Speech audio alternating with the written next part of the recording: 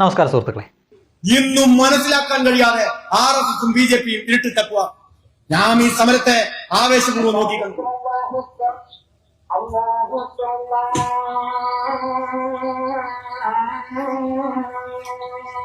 എന്താ അല്ലേ, SFIയുടെ നേതാവാണ് ശിവപ്രസാദ് കത്തിക്കയറി ഇങ്ങോട്ട് വരികയാണ്. അതുപോലെ തന്നെ RSS സംഘപരിവാർ എന്നൊക്കെ ഇങ്ങനെ പറഞ്ഞ് കത്തിക്കയറി വന്നപ്പോഴാണ് ഒരു ബാങ്ക് വിളി കേൾക്കുന്നത്. ബാങ്ക് വിളി കേട്ടപ്പോഴേക്കും ഈ കാറ്റൂരി വിട്ട ബലൂണിൻ്റെ അവസ്ഥയായി ആ പയ്യൻ. അവൻ്റെ ആവേശമൊക്കെ എവിടെ പോയെന്നറിയില്ല. സാധാരണഗതിയിൽ ഇത്തരം ഒരു അവസരത്തിൽ നമ്മൾ കാണുന്നത്, അത് മുഖ്യമന്ത്രി ആവട്ടെ, പ്രതിപക്ഷ നേതാവട്ടെ, ഇനി BJPയുടെ നേതാക്കളാണെങ്കിൽ കൂടിയും ഏതാനും മിനിറ്റുകൾ മാത്രമാണ് ഈ ബാങ്ക് വിളി ഉള്ളത്. ആ ബാങ്ക് വിളി തീരും വരെ മൈക്കിന് മുന്നിൽ മൈക്കിങ്ങനെ കൈകൊണ്ട് പൊത്തിപ്പിടിച്ചുകൊണ്ട് മിണ്ടാതെ നിൽക്കും. ബാങ്ക് വിളി തീർന്നതിന് ശേഷം പ്രസംഗം തുടരുന്ന കാഴ്ചയാണ് നമ്മൾ സാധാരണ രീതിയിൽ കണ്ടിരിക്കുന്നത്. പക്ഷേ ഇവിടെ ഈ ചെറുക്കൻ അമിതമായിട്ടുള്ളൊരു വിധേയത്വമാണ് കാണിക്കുന്നത്. ഇത് പ്രീണനമാണ്, അതിൻ്റെ ഒപ്പം അമിതമായിട്ടുള്ളൊരു വിധേയത്വമാണ് കാണിക്കുന്നത്. അവിടെ മൈക്കിൻ്റെ മുന്നിൽ പ്രസംഗം നിർത്തുന്നത് മാത്രമല്ല, അവൻ അവിടെ ഇങ്ങനെ കടന്ന് കറങ്ങി പ്രഹസനം കാണിച്ചിട്ട് പോയി സീറ്റിലിരിക്കുകയാണ്. ഇനി 1 മിനിറ്റ് കഴിയുമ്പോൾ എണീറ്റ് വരണം, ആലോചിച്ച് നോക്ക്. അപ്പോൾ അത്രയും സമയം മിണ്ടാതെ നിന്നാൽ മാത്രം മതി. പക്ഷേ അവൻ്റെ പുറകിൽ എഴുതിയിരിക്കുന്ന ആ എഴുത്തുകൾ നിങ്ങളൊന്ന് വായിച്ചേ. അപ്പോൾ അത് ഏത് പരിപാടിയാണെന്നും ഏത് ആളുകൾക്ക് ഭൂരിപക്ഷമുള്ള സ്ഥലത്ത് നടത്തുന്ന പരിപാടിയാണെന്നും ഒക്കെ അവനറിയാം. അപ്പോൾ അതുകൊണ്ട് പ്രീണനം മാത്രമല്ല, അമിതമായിട്ടുള്ള ഒരു വിധേയത്വം കൂടിയാണ് അവിടെ കാണിക്കുന്നത്.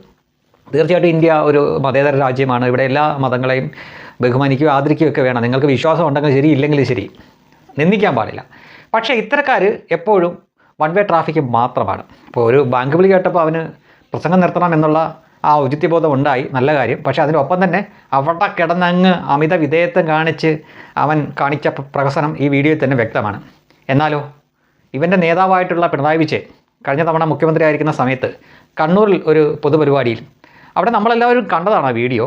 അവിടെ ശ്രീനാരായണ ഗുരുവിൻ്റെ ഒരു കീർത്തനമുണ്ട്, ഒരു ഈശ്വരപ്രവർത്തനം. അത് ചൊല്ലുന്ന സമയത്ത് എല്ലാവരും എഴുന്നേൽക്കുന്നു. വെള്ളാപ്പള്ളിയും കൂടെ പങ്കെടുത്തൊരു ചടങ്ങാണ്. തൊട്ടടുത്തിരുന്ന കടന്നപ്പള്ളി രാമേന്ദ്രൻ എണീക്കാൻ പോയപ്പോൾ ആ എണീക്കാൻ പോയ ആളെ കൂടി പിടിച്ചിരുത്തുന്ന പിണറായി വിജയനെ നമ്മൾ കണ്ടതാണ്. എണീറ്റില്ല, ഇവർ രണ്ടുപേരും എണീറ്റില്ല. ഒരാൾക്ക് എണീക്കണമെന്നുണ്ടായിരുന്നു, പക്ഷേ അദ്ദേഹം സമ്മതിച്ചില്ല. എന്നാൽ അതേ ആൾ തന്നെ ഇങ്ങനെ പ്രസംഗിച്ചുകൊണ്ടിരിക്കുമ്പോൾ ഒരു ബാങ്ക് വിളി കേട്ടാൽ ആ ബാങ്ക് വിളി കഴിയുന്നവരെ മിണ്ടാതിരിക്കുന്ന കാഴ്ചയും നമ്മൾ കണ്ടിട്ടുണ്ട്. അപ്പോൾ ഇതിനൊക്കെയാണ് ഇരട്ടത്താപ്പ് എന്ന് പറയുന്നത്. അപ്പോൾ കമ്മ്യൂണിസ്റ്റുകാരിൽ ചെറുതെന്നോ വലുതെന്നോ വ്യത്യാസമില്ലാതെ ഈ ഇരട്ടത്താപ്പ് ഇവർ സ്ഥിരമായിട്ട് കാണിച്ചുകൊണ്ടിരിക്കുകയാണ്. ജനങ്ങളിത് കാണുന്നതുകൊണ്ട് ഇവരുടെ വിചാരം ഇങ്ങനെയൊക്കെ ചെയ്തു കഴിഞ്ഞാൽ ഇവർക്ക് വോട്ട് കൂടുതൽ കിട്ടുമെന്നാണ്. വോട്ട് കൂടുതൽ കിട്ടത്തില്ല എന്ന് മാത്രമല്ല, ഇവർക്ക് വോട്ട് ചെയ്തുകൊണ്ടിരുന്നവർ ഇവർക്ക് ഇനി വോട്ട് ചെയ്യണോ എന്ന് ചിന്തിക്കുക കൂടി ചെയ്യും.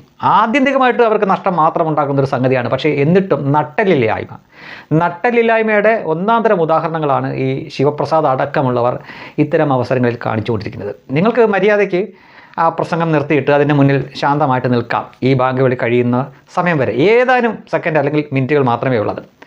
തുടർന്ന് നിങ്ങൾക്ക് ആ പ്രസംഗം തുടരാം, ആഞ്ഞടിക്കാം.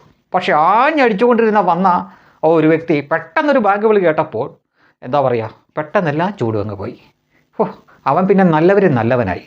അവന് പിന്നെ എന്തൊരു വിശ്വാസമാണെന്ന് നോക്കിയേ. ഒരു പ്രത്യേക കൂട്ടരോടാണ് എന്ന് മാത്രമേ ഉള്ളൂ. പിന്നെ അവൻ എന്താണ് അവിടെ കാണിക്കേണ്ടതെന്ന് അറിയില്ല. അവിടെ മൈക്കിന് മുന്നിൽ കിടന്ന് തിരുവാതിര കളിച്ചതിന് ശേഷം പോയി സീറ്റിലിരിക്കുന്നു. എന്തിനാണ് മോനെ ഈ കോപ്രായൊക്കെ കാണിക്കുന്നത്? ഇനി അതിനുശേഷം മിനിറ്റുകൾക്കുള്ളിൽ തിരിച്ചു വന്നിട്ട് ആർലേക്കർക്കെതിരെ ആഞ്ഞടിക്കും, RSSനെതിരെ ആഞ്ഞടിക്കും, BJPക്കെതിരെ ആഞ്ഞടിക്കും. ആ മുന്നിലുള്ള മൈക്ക് തുപ്പി നാറ്റിച്ച് അത് ഇല്ലാതെ ചെയ്യും. ഞാൻ പറയുന്നതല്ലോ കേട്ടോ, ഇവനെപ്പറ്റി എതിരാളികൾ പറയുന്നതാണ്. എന്ന് പറഞ്ഞാൽ സംസാരിക്കുമ്പോൾ അടുത്തങ്ങ് ഒരാൾക്ക് നിൽക്കാൻ പറ്റില്ല എന്നാണ് പറയുന്നത്.